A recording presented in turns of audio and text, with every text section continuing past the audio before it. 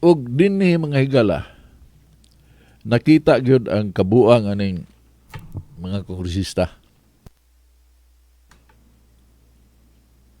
Una, it has reached an absurd level. Mao na nga gidescribe ning kinawatay nga sukad masukad kadtong panahon sa kani diktador 21 ka tuig man to. Accumulated dako gyud ang nakawat panahon ni kuan kanang Ferdinand Marcos Senior. Apan kaning ka junior karon bongbong tulo ka tuig mga higala superstar gyud siya sa kinawatay. Ubos sa iyang administrasyon. Apil ba siya sa kinawatay? Base sa report or kaning sa istorya sa mga kanisundao, mga higala, Marines, 14 ka Marines o kani Marine soldiers o duha ka army, 18 sila tanan, 16 sila tanan. Tayo pa? 16 plus 2, 18. Na ay video, na ay still shots, ug sila misugilon nga apil ang presidente. Niining kinawatay. Interesting ni siya nga hearing kay mugawas man gyud ni mabulgar man gyud ni kay kuan man mga gala kanang gituki naman sa Supreme Court. Mao na nga mingaw kayo ang mga kongresista. Wa gyud sila maningog kaning kinawatay sa gobyerno. Ang ilang gipakadak-an kanang kaso sa Vice Presidente, kanang impeachment batok sa Vice President nga si Sara Duterte. Ang problema ni anang isyuha, I mean, gusto ta masayod ng urakot sa si Sara Duterte. Why not? No? Pero ang problema magod anang isyuha mga higala kay wa sila ang ilang gibasihan istorya ra. Kayo gari ka sa kuha, wa man. So, pagkakaroon, naapa na sa level sa propaganda.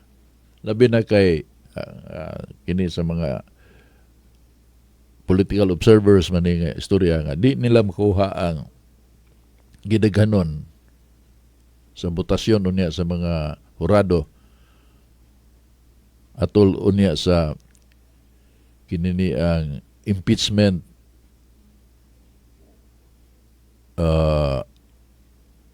court, no? Ang kinini ang sa Senado, pila ka buok ang senador nga mo butar nga ma-impeach si Sara Duterte o pila ang di mo butar. They don't have the number. Kinini ang mga nangreklamo. So kinahanglan nga di pa maabot sa Senado, guba na ang credibility ni Sara Duterte. Mao na nga gilisod-lisod siya sa kining Committee on Justice sa ubos Babaluranan.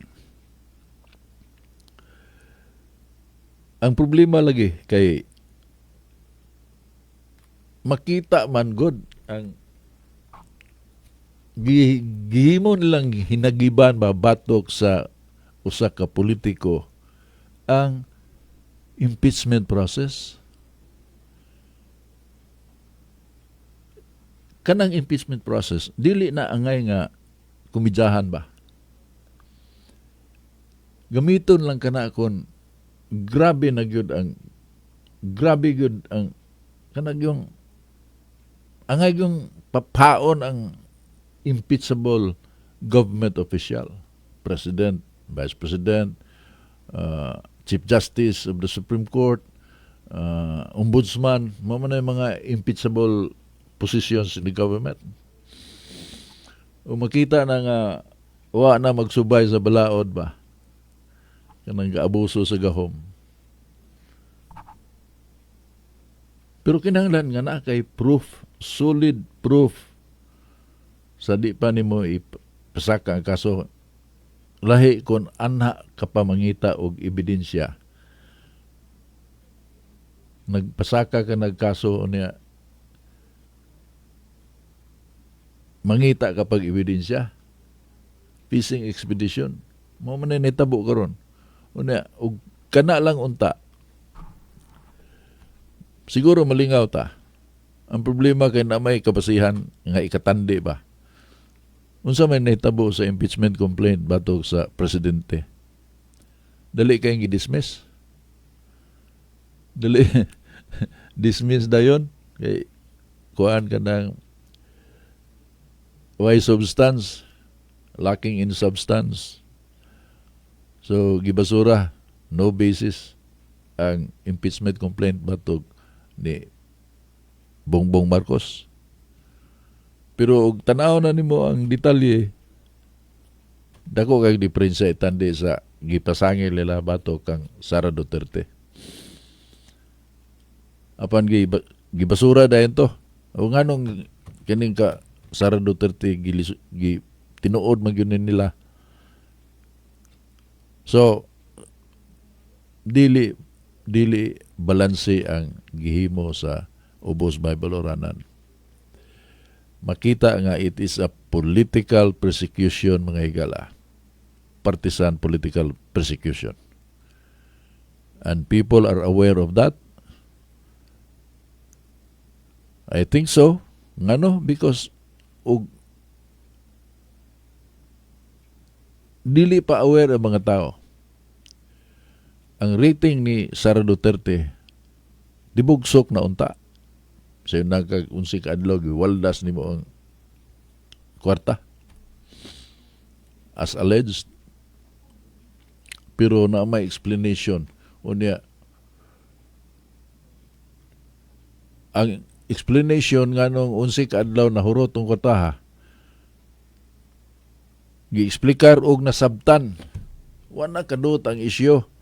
Mo na problema kana mga intelligence fund nga sa kinsa lagi suwat piatos gi-explikar ron sana. Unya nasabtan sa dang presumably nasabtan ngano tungod kay ang approval rating sa Vice Presidente maong gihapoy kinatasan sa tanan nga mga nagtrabaho sa gobyerno. Sa tanan ha, siya mo'y highest, nakakuha og highest rating. Mas taas pa gani siya og rating sa, trust rating sa Supreme Court. Sagol na niya na ang kanang mga fanatical supporters. Pero the fact is, taas kayo ang approval rating.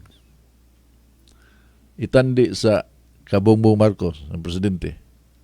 Itandi sa would-be mga presidentiables nga naa sa Senado. Sa lakton nga pagsulti og mag-eleksyon ta ugma og sa sunod semana ba, way laing makadaog. Kini nga akong istorya dili ni kuan kanang hinanggaw mudaog si Sara Duterte.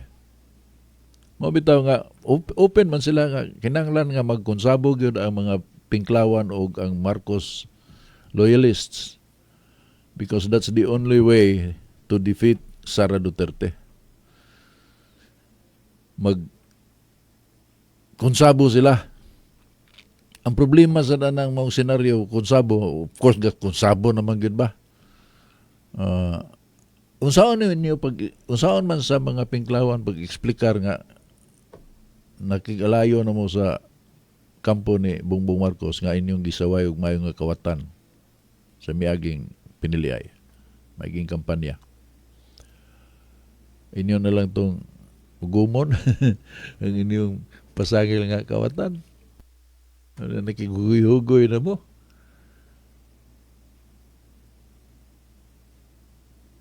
problema na siya niya. Come to think of it, kaning national elections mga higala, impression is everything. Ug mao na impression sa mga tao nimo, of course because of the issues.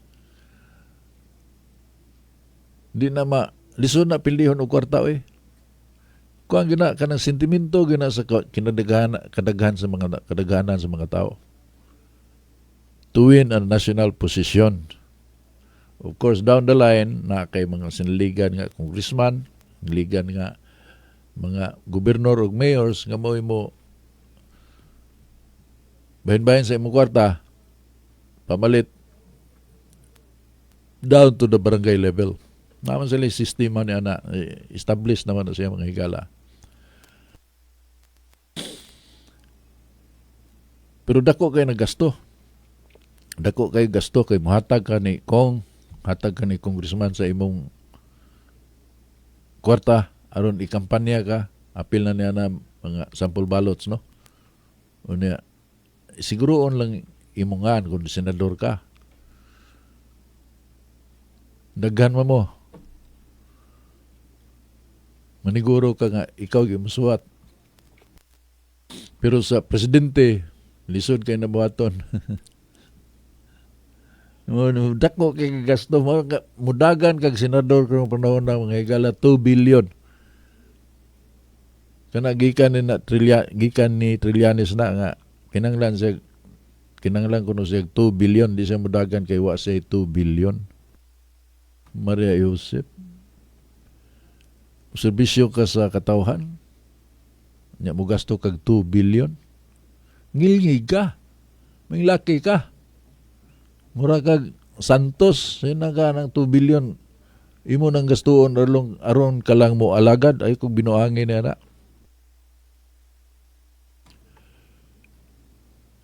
Pero mo na gikinahanglan, mo na requirement aron ka mamahimo nga legitimate or kuha ka ng serious senatorial candidate mga higala. Nagana mo kadako gyud. Nag-ana mo kadako ang gastuhon. Kinsa man ang kwarta ilang gigamit? Ilaha ba ng kaugalingon? Unya, naa sila yung mga salin, statement of assets and liabilities. Ug seryosohon ginagukod, dili ka explicar. The likes of Risa Hontiveros. Di niya ma-explicar nganong midaghan imong kwartaon sa may nganong nadato ka man ron, milyonarya ka naman. Nga naman kay nangutang kon sa 15 milyones. Pagdagan niya, yun sa tunay pagbayad. Kinsa yung giutangan. Yun na ba mga isyuha, mga igalaw niya, di naman madago na sa mainstream media lang.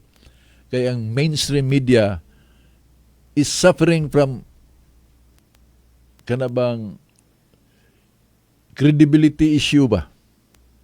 Ang mainstream media. Mga tao din musalig sa mainstream media. Gawas og balita siguro og kanana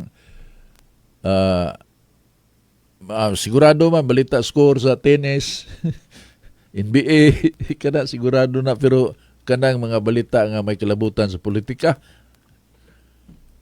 di na mutuo ang mga tao ni ana. Minus og pagsalig ang mga tao sa credibility sa mainstream media or legacy media mga higala. Diya ang duwa sa social media.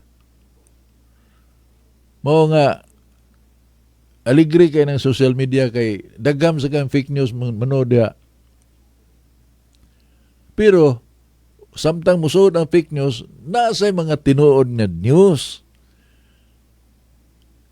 So ikaw na mo balansi og asay tuhuan nimo ani, asay dili tuhuan nimo. And apparently ang fake news wa na mo prevail over the real news, the truth sa social media.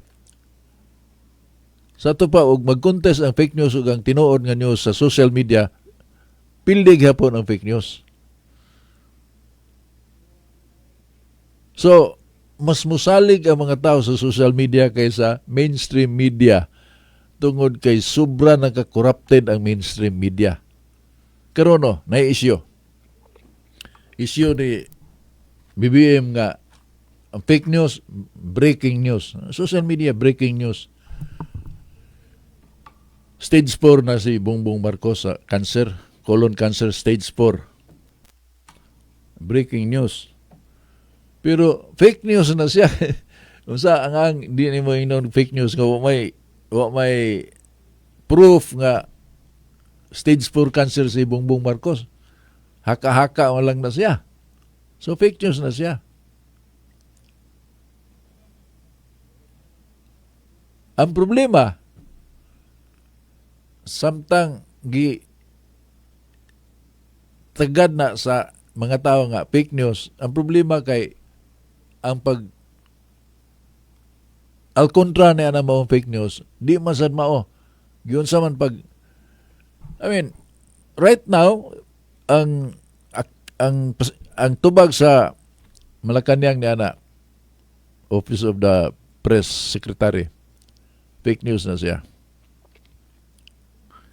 Pero ang mga gipakita nila nga mao kintay bag-ong activity sa presidente. He's healthy. Look, na mga video.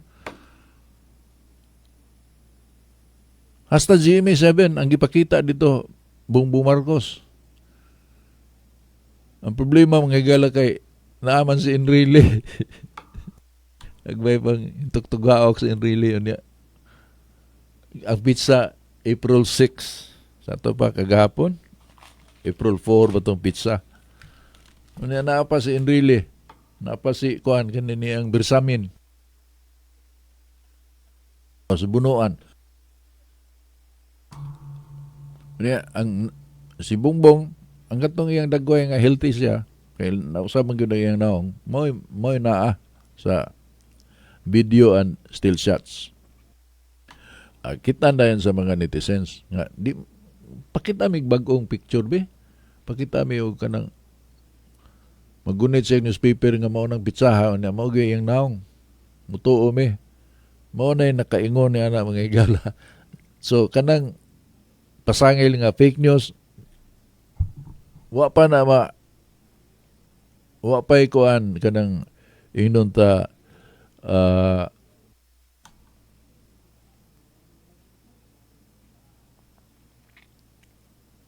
ebidensya ba? Wa pa na proven nga fake news gyud ang maong istorya. Nagdagan pa na nga istorya. It's a news in progress. Fake news ba o tinuod wa pa na kanang debunk mga higala. Unya naa dayoy nangutana nga nung daghang kay pulis nangadto sa St. Luke's. Daghang kay pulis nga nangadto sa St. Luke's.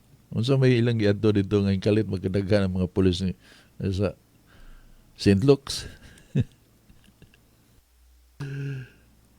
So, fake news ng istorya, nganong na may mga pulis nga to sa St. Luke's. Yung istorya dito ihatod, gitabang o gihatod ang presidente. I mean, it's kind of diabolical nga, mura gitungo ni mo ang tao ba? Nga naman dahil kung magkontratag politikayan na lang, i-appeal ng ginabuhay sa tao, tunguhon na to, umayon tag mamatay na to, hindi lang na to i-appeal ba? Pero it looks like mauna ang gihimaw sa mga lagot Marcos. Musapon na siya mo, kawa ana ba? Ano di na mahimo og panalipdan pa kay ang pagbuot sa kay tas-ana mo ay matuman. Stage 4 na sa cancer. Mauna yung mindset sa mga anti-Bongbong. So ang pangutana, fake news na. Katong breaking news nga stage 4 cancer si Bongbong Marcos. Well, immediately, kung ako inyong pangutanon mga igala, immediately, fake news kay kuan man kayo kanang declaratory ra kayo nga stage 4 cancer niya sa may proof ninyo. Unya gitubag man sa Malacanang nga di na tinuod. Oh, so fake news. Paggawasad sa mga video o kanang still shots may tungod sa present situation sa presidente. Nga naa pa si Enrile dito na kuan na sad mi balik ang pananaw ba mga higala nga dili man siguro ni fake news, tinuod man siguro ni ana ba uncertain, no? Ando pa gina siya kuan kana na ang tubag nga satisfactorily sa Malacanang kanang isyu nga healthy ba gyud ang presidente, tuwa ba sa ospital, unsa man gyud present status sa presidente. Unang mangutana ka sa mga karaan, buhay aso nga makumkom. Moingon nga, na may aso. Anong kalit ko gawas ng breaking news, stage 4 cancer. So, aso na siya. Sa ato pa, nagikayo, naikayo, nagpaluyo. Mukatawa lang kung manggagala, pero parang paita. That is why, sa survey, negative yun si Bongbong kay wa may credibility. Sino ang kakanang balita? Serious nga balita. Either it is fake news or tinuod. So once and for all, i-debunk yun na right there and then. Kay serious na nga. If it is fake news, gukdon yun ang nagpasiugdan niya na. Di man na protected nga kanang istorya, mura magkagisinggit sa suod sa sinihan, mingon kang sunog nasa suod sa sinihan. Di na madag, mingon ka nga freedom of speech, dili prisuhon ka na, sana. Huwag ka na pag-ingon mo nga stage 4 ang presidente.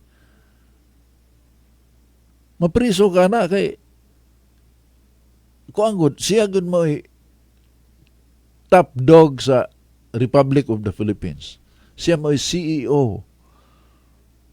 Dagang kayong daily concerns nga he has to deal with.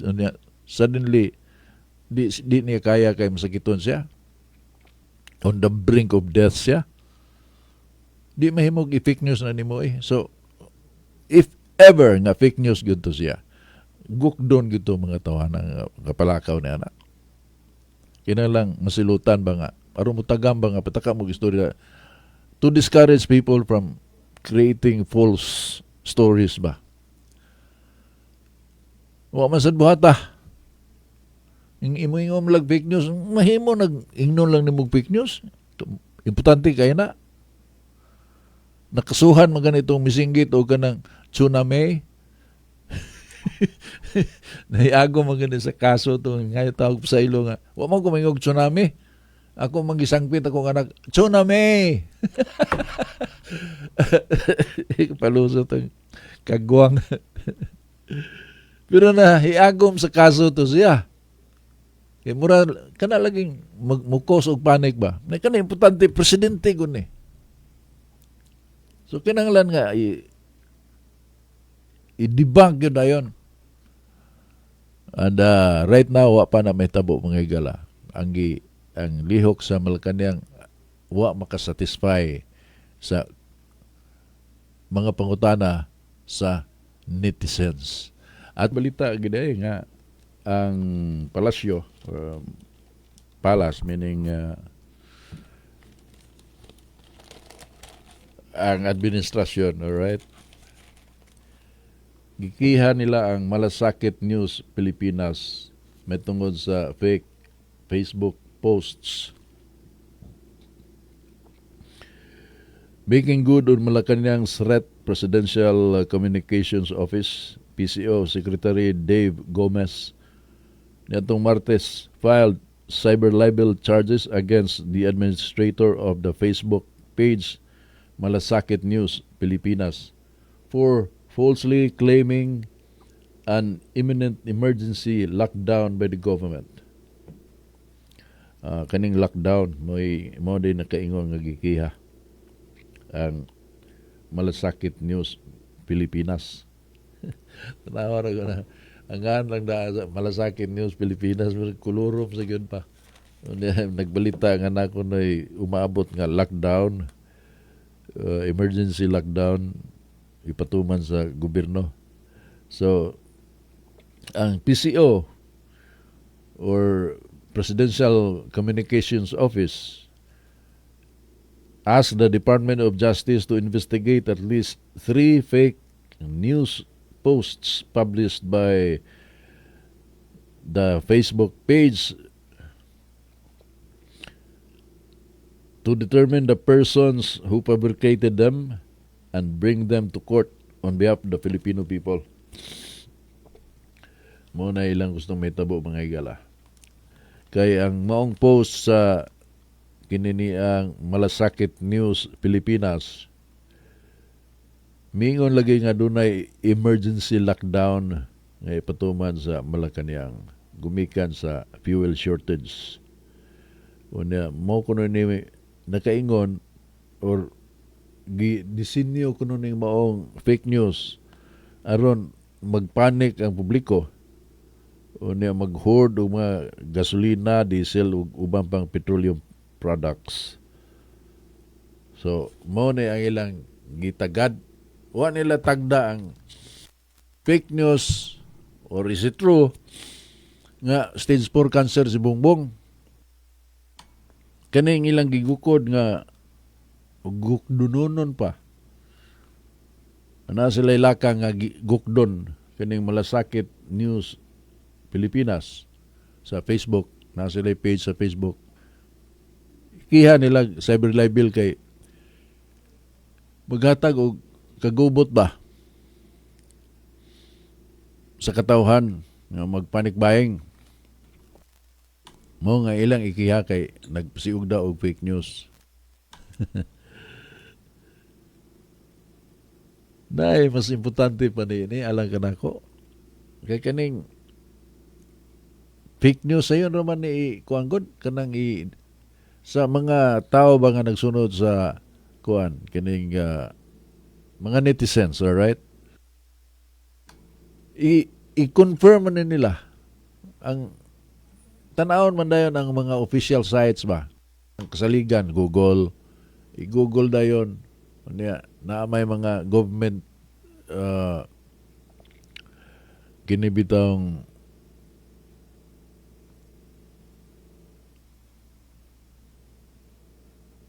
ilang kuan government, how do you call this?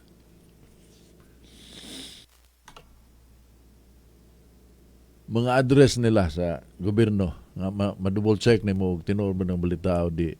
Pero ana mo announce nga namatay si Michael Jordan.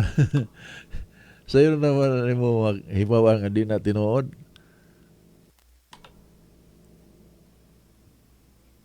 So dili na siya kuan kayo. Dili na siya makaratol ba. Nay kabala kapan the tendency sa mga netizens is to validate the story. Tinuod ba niyo? Di. Ngitag lang sources. Tanaw nga, di man ni tinuod. Di, mura lagwa. Di na tinuod. Yun ang lockdown. Pero kanang magpreparar ka ng mga advisory from, let us say, kinini ang mga economists nga just to make sure nga gaan-gaan ang imong kinabuhi in the event nga mo grabe ning krisis karon tungod sa gira sa Middle East nga watakibaw kuno sa mahuman. Na kay mga sarili nga sikap ba, palit kag bugas, kasako, ano ba? Na kay mga ginagmayng pangandam aron di ka makalitan. Anya dili na tungod kay nagsulti nag-fake news kundi nagtambag na nga mangandam ta kay mao ni ang mga posibilidad na nay pangsayat nga mga basis na nay basihanan sa mga posibilidad basihanan nga ang senaryo mahitabo, di ba? So mangandam. Pero kanang moingon nga mo issue og lockdown ang gobyerno. Sayo na kayo na i-verify. O tinuod ba og di. na may mga website sa gobyerno. Check. O tinuod ba na? O niya. Di na kinanglang ikihikiha ba dagka magay mga propaganda gud nga political propaganda ba kay naungo magyud aning politika mga higala daghan kayo mga maghimo-himog istorya ba nagay mga bagag naong nga ipakita ang ilang naong kanang Facebook kanang live program nga ang ilang istorya di tinuod. Pero ilang ipanghambog nga tinuod ba? Mga vloggers. Pero naanad naman ang netizens niya na. O there is cleansing including the mainstream media. Maabot ang punto yun nga, mag-cleanse na sa mga bad habits ba? Nindot magulunta itong mainstream media kay na ay gatekeeper sa balita. The problem is na corrupted man sa like for instance, report di kan sa katong classic example na mga higala nga nag-report di kan sa kuan mismo sa Hong Kong nga dinumog si Maruhas nung mo niya dili good ka na bitawng reporter lang nga kanang volunteer reporter kundi organic member gyud sa reportorial team sa ABS-CBN ma-report nga dinumog si Maruhas dito sa ng mga kababayan natin sa Hong Kong. Nag-report gikan sa Hong Kong live. Ug naay video nga gidumog si Maruhas. Pero ang video close up di makita ang surroundings. Ug di ento kuha ang video ang kanturang mga tao nga migakos niya mihawak niya ana. Unya ang mga tao dito sa Hong Kong, mga Pinoy dito na may kamera, ang mga cellphone. So pagkahibaw nila sa balita sa ABS-CBN, gi-flood nila ang internet ug mga video nga nagpakita sa tinuod nga sitwasyon. So ang tinuod nga sitwasyon, wa idumog ang kantorang grupo ni Maruhas po nga gaatang dito sa Hong Kong mo po may sugat niya abiba siya. Pero ang daghang tao dito sa rally nila ni Robin Padilla ug ni Muka Uson ug ni Basti dito sa Hong Kong daghang kay mga tao gipan gyud ang kamera niya. You can see the people nga miagi sa gitapukan nilang Maruhas. Paingon nga to sa rally site diyan dito sila itong mga sexy dancers ni Muka Uson o si Robin Padilla o si Basti Duterte. Dili na pasaylo mga higala. If you are an organic member of a news organization, you should be fired immediately. Wa man may tabo. Kay tuyo man apil man sa tinunto mismo ang news team. Kay na sila gipaboran nga politiko. Ug na sila politiko nga gikontrasan. Wa sila ganahe. Hinungdan nga diminish good ang credibility sa mainstream media. That is a fact. I'm telling you. I belong to that sector unta. But I have to tell you mga kaigsuunan ko nga ang credibility sa mainstream media na paksit gyud. Kinahanglan gyud nga maulian ang katawan nga mubalik ang pagsalig sa mainstream media.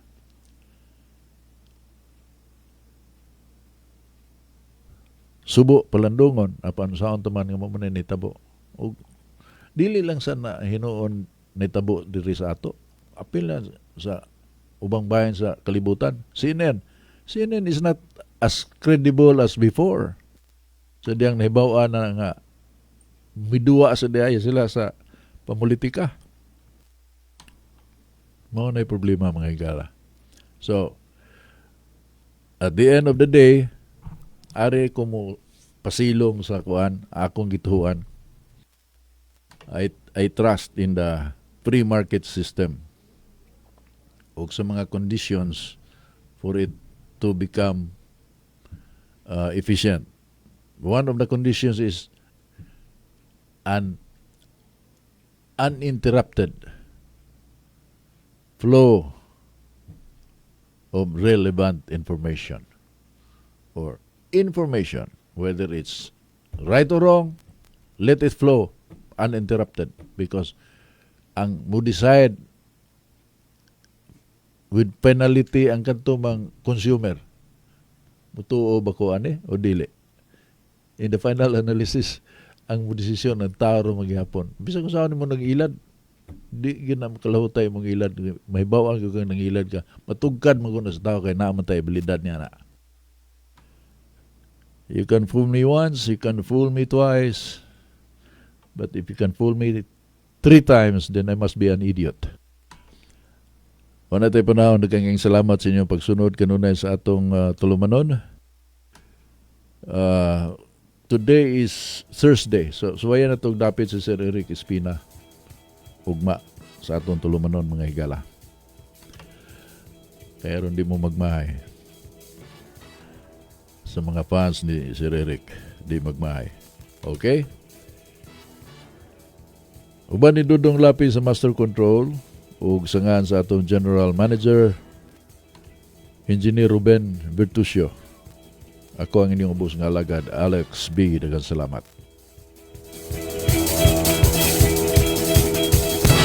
Inyong nabati ang tulumanon, ang isyu karon.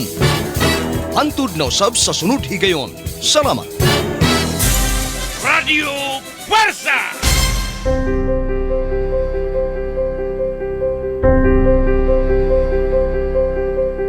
It is not lengthy prayers, but generous deeds that touch God's heart.